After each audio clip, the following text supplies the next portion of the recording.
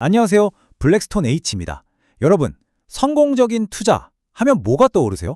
막 복잡한 차트 분석, 끊임없는 뉴스 확인 이런 거 생각나시죠? 과연 그럴까요? 오늘은 어쩌면 가장 강력하면서도 놀라울 만큼 간단한 투자 방법에 대해 이야기해 보려고 합니다. 맞아요, 교수님. 저는 항상 그렇게 생각했어요. 뭔가 다음에 대박날 주식을 딱 찾아내야 할 것 같고, 그러려면 분석할 것도 너무 많고, 솔직히 너무 복잡해요. 꼭 그렇지만은 않아요. 투자에는요, 크게 두 가지 길이 있다고 볼 수 있습니다. 여기 보시는 것처럼 왼쪽은 시장을 어떻게든 이겨보겠다고 나서는 적극적 전략, 그리고 오른쪽은 그냥 시장 전체의 흐름에 몸을 맡기는 소극적 전략입니다. 완전히 다른 접근법이죠? 자, 그럼 오늘은 이 더 간단한 길, 바로 소극적 전략에 대해 한번 제대로 파헤쳐 보겠습니다. 소극적 전략이 뭐냐? 아주 쉽게 비유하자면요. 우리가 건초더미에서 바늘 하나를 찾으려고 애쓰는 대신에 그냥 그 건초더미 전체를 사버리는 거예요. 어때요? 훨씬 간단하죠? 근데 교수님, 그건 좀 너무 아니란 거 아닌가요? 시장에는 분명 오르는 주식도 있고 또 내리는 주식도 있을 텐데 그걸 그냥 몽땅 다 산다는 게 글쎄요, 정말 현명한 방법일까요? 아주 날카로운 질문이에요. 좋은 지적입니다. 그럼 한번 증거를 같이 보실까요? 자, 이 표를 한번 보세요. 역사가 우리에게 답을 주고 있습니다. 1927년부터 2018년까지. 와, 거의 100년에 가까운 기간이죠? 이 기간 동안 시장은 연평균 8%가 넘는 수익률을 보여줬어요. 물론 중간중간에 막 오르내리는 부침은 있었지만 큰 그림으로 보면 어때요? 장기적으로는 꾸준히 우상향하는 추세가 아주 명확하게 보이죠.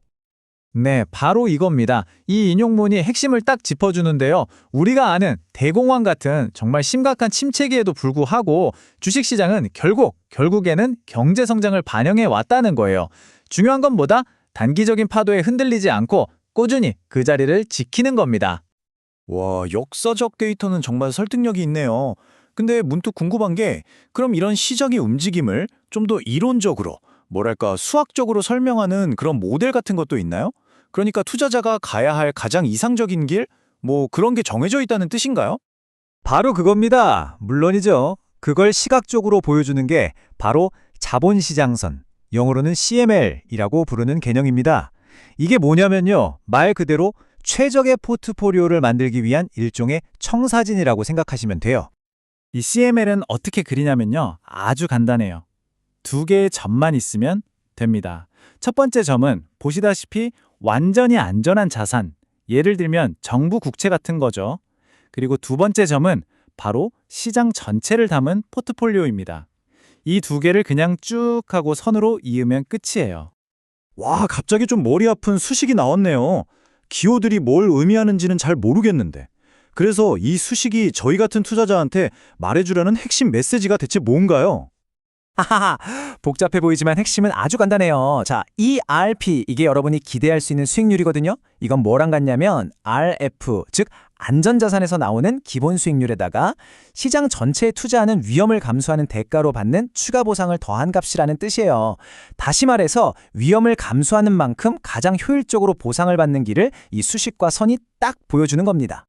아, 이론은 이제 좀 알 것 같아요. 그럼 저 같은 평범한 개인 투자자가 이 멋있어 보이는 자본시장선을 실제로 어떻게 따라갈 수 있는 건가요? 방법은 의외로 간단합니다. 바로 여기 보이는 인덱스 펀드나 ETF 같은 도구를 활용하는 거죠. 이런 상품들은 애초에 개인이 시장 전체를 한 번에 아주 쉽게 살 수 있도록 만들어진 말 그대로 소극적 투자를 위한 맞춤 도구라고 할 수 있어요.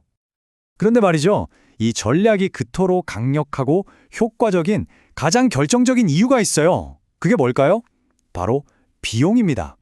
이 그래프를 보시면 정말 한눈에 들어오죠.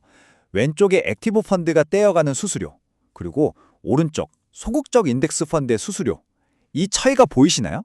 액티브 펀드의 높은 수수료는요, 사실상 매년 내 수익을 갉아먹는 보이지 않는 세금 같은 거예요. 그런데 소극적 펀드는 수수료가 거의 없는 수준에 가깝죠. 세상에 16배 이상이요? 수수료 차이가 이렇게까지 클 줄은 상상도 못했어요. 이게 1년, 2년이 아니라 막 20년, 30년 쌓이면 와, 최종 수익률 차이가 어마어마하겠는데요? 바로 그거예요. 정확히 짚었어요. 자, 그럼 오늘 내용의 핵심을 정리해 볼까요? 첫째, 시장 전체를 소유하는 분산 투자. 둘째, 확정된 손실인 수수료를 극도로 낮추는 비용 최소화. 그리고 셋째, 시장의 성장이 나를 위해 일하도록 시간을 주는 장기적인 관점. 이 세 가지가 합쳐진 소극적 전략이야말로 우리 평범한 투자자들을 위한 아주 강력한 성공 공식이 되는 겁니다. 결국 투자의 세계에서는 가장 복잡하고 화려한 길이 아니라 어쩌면 가장 단순하고 꾸준하며 비용이 적게 드는 길이 승리할 확률이 더 높다는 것. 오늘 이 시간이 그 점을 생각해보는 계기가 되었으면 합니다.